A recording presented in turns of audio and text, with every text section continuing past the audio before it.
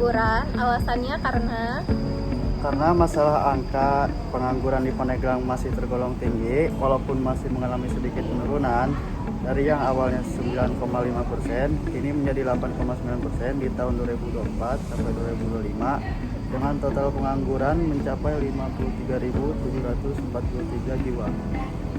Kita mengambil tema pengangguran yang dilatar belakangi oleh pengangguran merupakan isu krusial dalam bidang ekonomi yang mempengaruhi stabilitas sosial dan ekonomi di suatu negara, termasuknya kota Pandeglang ini.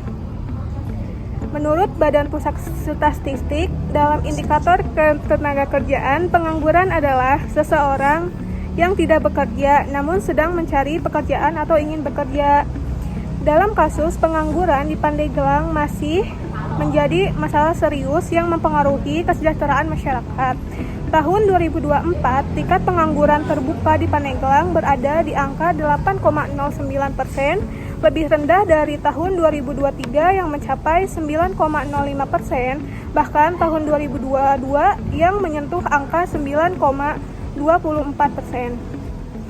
Lalu kita ada tingkat pengangguran terbuka TPT menurut kabupaten atau kota provinsi Banten per persen yang ada di 2024. Di data BPS, Kabupaten Pandeglang 8,09%, Kabupaten Lebak 6,23%, Kabupaten Tangerang 6,06%, Kabupaten Serang 9,8%, Kota Tangerang 5,92%, Kota Cilegon 9,08%, Kota Serang 7,12%, Kota Tangerang Selatan 5,09%, dan Provinsi Banten 6,68%. Jadi solusi kebijakannya itu kami mengambil 6 opsi solusi kebijakan untuk mengatasi permasalahan pengangguran. Di antaranya menciptakan lapangan kerja yang lebih banyak. Yang kedua, mendorong usaha mikro, kecil, dan menengah atau UMKM. Yang ketiga, mengikuti program magang atau pelatihan kerja. Yang keempat, pinjam ke bank untuk modal, seperti mengajukan kredit usaha rakyat atau KUR dengan bunga rendah, serta membuat rencana bisnis yang jelas agar modal dapat digunakan secara efektif. Yang terakhir yaitu memperlambat laju pertumbuhan penduduk. Maksudnya yaitu memperlambat laju pertumbuhan penduduk dengan mengurangi pernikahan di usia muda, diharapkan bisa membantu mengurangi jumlah angkatan kerja baru yang masuk ke pasar kerja. berdasarkan analisis kami terhadap beberapa kriteria seperti efektivitas, kemampuan implementasi, dan dampaknya terhadap perekonomian, kami merekomendasikan beberapa poin utama.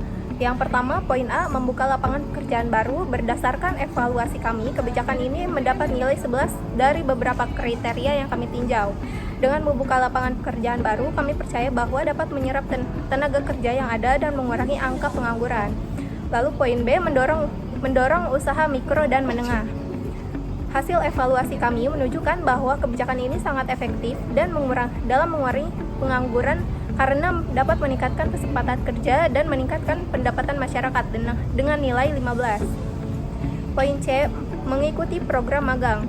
Kami juga mempertimbangkan kebijakan program magang sebagai salah satu solusi. Namun efektivitasnya dalam mengurangi pengangguran masih perlu ditinjau lebih lanjut, mendapat nilai 13. Poin D, pinjaman ke bank untuk modal. Kebijakan ini membantu meningkatkan akses permodalan bagi usaha mikro dan kecil, sehingga dapat meningkatkan kemampuan mereka untuk berkembang dan menciptakan lapangan pekerjaan baru. Dengan poin 11. Poin E, memperlambat laju pertumbuhan. Hasil evaluasi kami terhadap poin E ini mendapat nilai 5, karena kebijakan ini bukan solusi yang tepat dilihat dari dampak yang akan ditimbulkan. Poin F, optimalisasi pelatihan kerja dengan nilai 11. Rekomendasi utama berdasarkan analisis kami merekomendasikan poin B, yaitu mendorong usaha mikro dan menengah sebagai kebijakan utama untuk mengurangi pengangguran, karena kebijakan ini memiliki nilai tertinggi yaitu 15. Kebijakan ini memiliki potensi besar untuk menciptakan lapangan kerja dan meningkatkan perekonomian. Kami percaya bahwa mendorong usaha mikro dan menengah, kita dapat mengurangi angka pengangguran dan meningkatkan kesejahteraan masyarakat. Satu kebijakan yang direkomendasikan dan terpilih untuk mengatasi pengangguran adalah mendorong usaha mikro dan menengah atau UMKM. Mendorong UMKM dapat menjadi salah satu strategi efektif untuk menurunkan angka pengangguran dan meningkatkan perekonomian lokal. UMKM dapat menciptakan lapangan kerja baru, meningkatkan keterampilan dan kemampuan tenaga kerja lokal, serta meningkatkan pendapatan masyarakat. Pemerintah telah menjalankan kebijakan ini dengan memberikan akses pembiayaan. Pemerintah juga memperluas skema kredit usaha rakyat atau KUR dengan bunga yang rendah dan dukungan lainnya untuk mendorong UMKM.